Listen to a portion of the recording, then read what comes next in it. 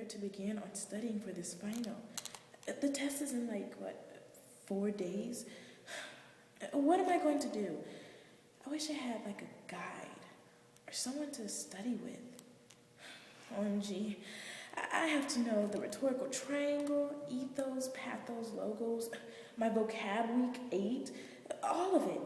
Introducing quotes without stating it exactly, and MLA and parenthetical citations.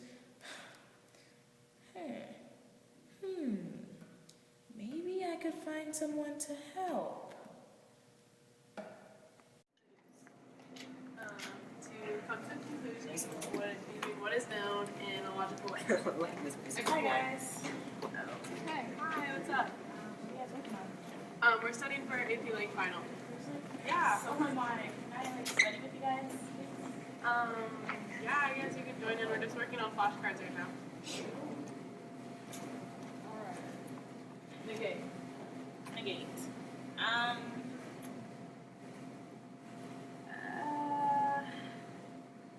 Yeah, I don't know. Alright, it's to declare officially something is invalid or ineffective. How about nullify?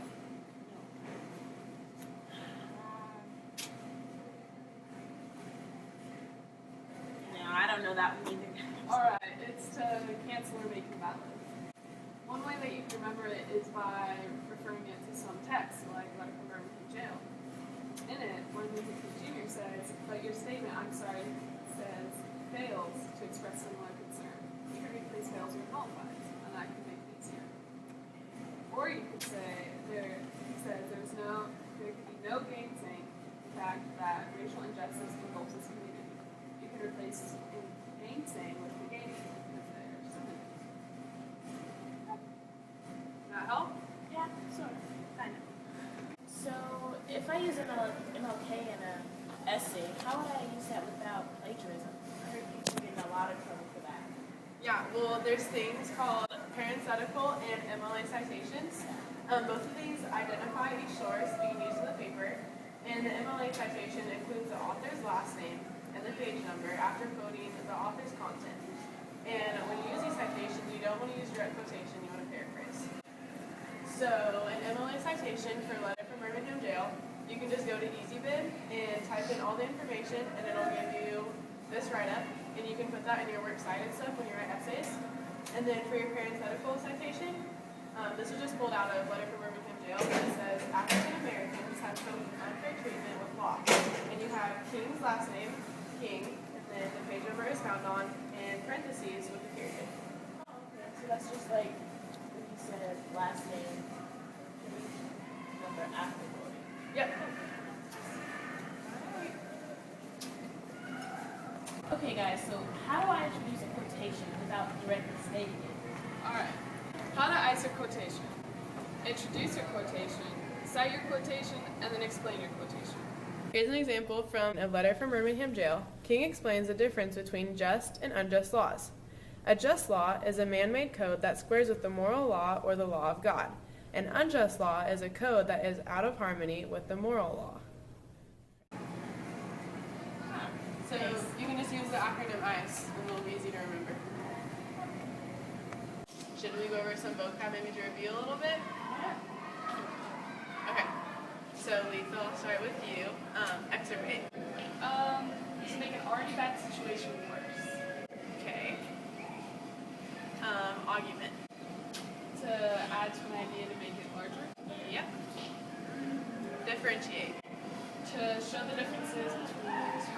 Yep. Alright. Jemiah. Induce. To bring about thoughts or feeling. Yeah. Instigate. Instigate. To cause to start, particularly to start trouble. Yeah. Exploit. To use or develop for personal benefit.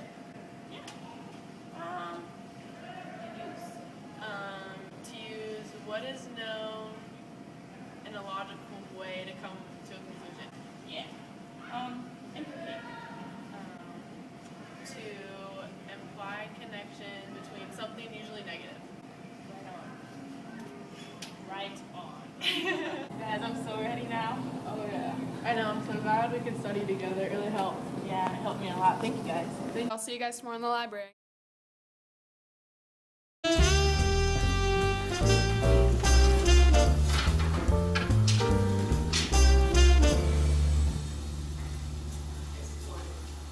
What's this rhetorical triangle that Miss Leach was talking about? I mean, I thought triangles were only in math.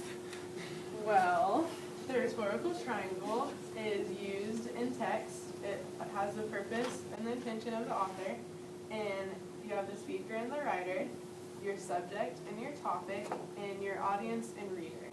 And the three rhetorical appeals are pathos, which is emotional appeal to the audience by the speaker or writer.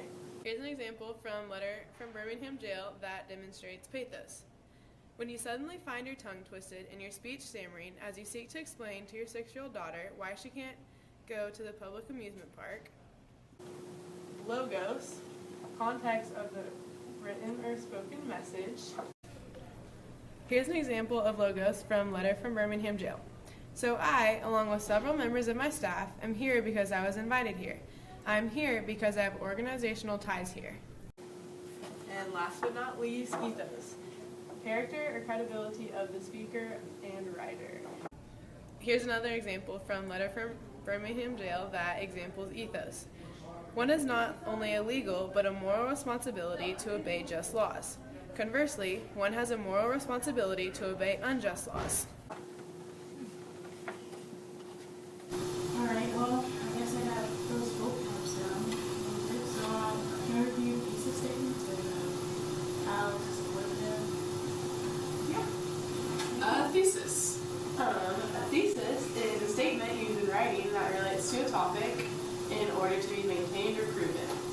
An example of a thesis statement is segregation occurred because African Americans were faced with unjust laws that bound them to immoral rights in the U.S. In order to support this, you first have to provide details, evidence, or statistics, provide reasons to agree, and last but not least, be specific to details in the thesis. We have waited for more than 340 years for our constitutional and God-given rights. Injustice anywhere is a threat to justice everywhere. Whatever affects one directly affects all indirectly. Never again can we afford to live with the narrow, provincial, outside agitator idea. Does that make sense?